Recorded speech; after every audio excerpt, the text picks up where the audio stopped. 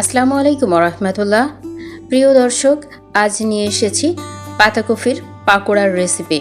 মজাদার মুচমুচে এই পাতাকপির পাকোড়াটা কিভাবে আমি বাসায় তৈরি করে নিয়েছি এবং খুব সহজে ঘরোয়া কয়েকটি উপকরণ দিয়েই তৈরি করে নিয়েছি, সেই সব কিছু আমি ভিডিওতে রেখেছি। আশা করি আজকের ভিডিওটা আপনাদের অনেক বেশি ভালো লাগবে। চলুন তবে পাতাকপির পাকোড়ার রেসিপির পুরো প্রস্তুত প্রণালীতে। পাতাকপির পাকোড়া তৈরি করতে আমি এখানে কয়েকটি উপকরণ নিয়ে নিয়েছি। মূল উপকরণ হিসাবে এখানে লাগছে পাতাকপি। আমি এখানে ছোট ছোট দুইটা পাতাকপি নিয়ে নিয়েছি, আগে থেকে ধুয়ে রেখেছি এগুলোকে। আরও লাগছে এখানে পেঁয়াজ কুচি নিয়ে নিয়েছি, পেঁয়াজটাকে একটু মোটা করে কেটে নিয়েছি। আর লাগছে এখানে চালের গুঁড়া। চালের গুঁড়াটা এই পাতাকপির পাকোড়াতে আপনারা সম্ভব হলে ব্যবহার করবেন, তাহলে বেশ কুড়মুড়ে হবে।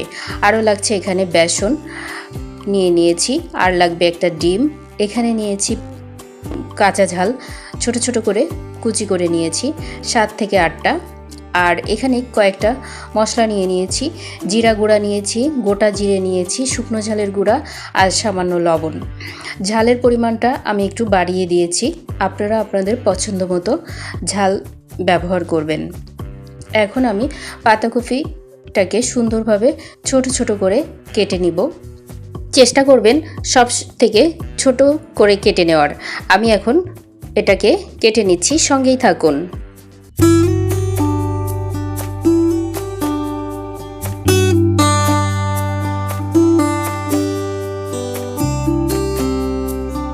এই তো এখানে পাতাকপিগুলোকে আমি ছোট করে কেটে নিয়েছি।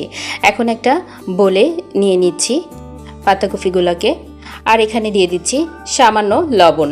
এই লবণটা দিয়ে পাতাকপিটাকে সুন্দরভাবে আমি চটকে নিব, ভেতর থেকে পাতাকপির যে রসটা যেন সহজেই বের হয়ে আসে।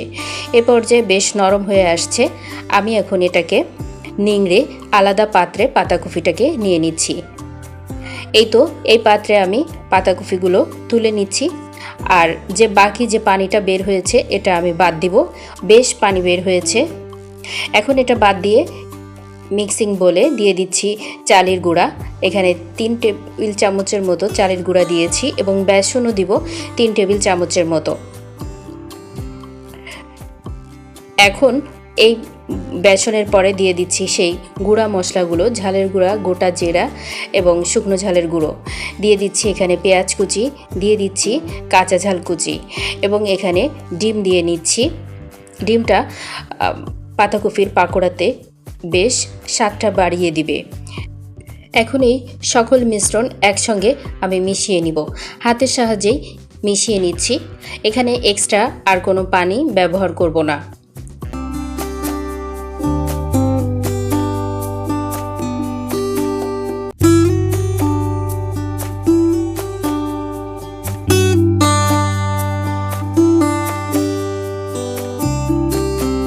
এই তো মিশিয়ে নিয়েছি। এখন সব শেষে দিয়ে দিচ্ছি স্বাদমতো লবণ। যেহেতু আগে আমি লবণ ব্যবহার করেছি, বুঝে এখানে লবণটা ব্যবহার করবেন।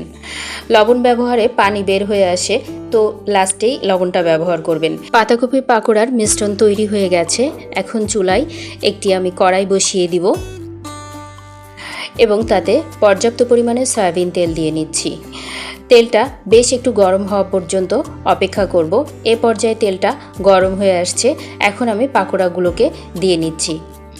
সময় নিয়ে পাকোড়াগুলো ভেজে নিব। একে একে আমি এখানে পাকোড়াগুলো দিয়ে নিব।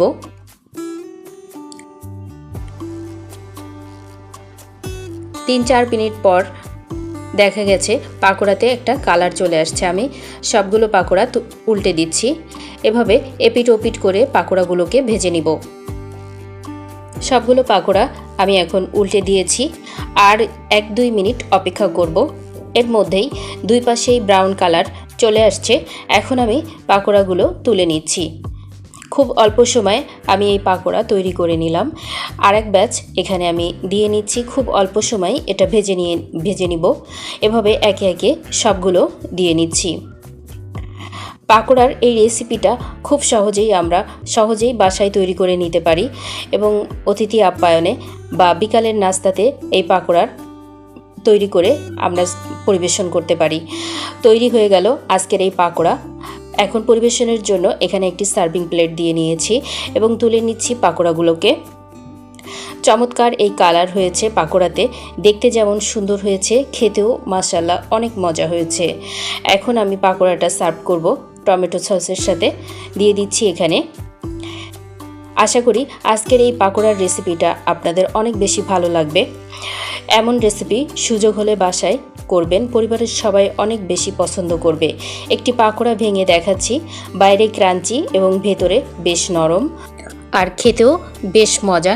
এই মজাদার পাকোড়ার রেসিপি এ পর্যায়ে আপনারা যারা আমার সঙ্গে আছেন সকল দর্শকদের অনেক অনেক ধন্যবাদ জানাই। পরবর্তী ভিডিওর আমন্ত্রণ জানাচ্ছি।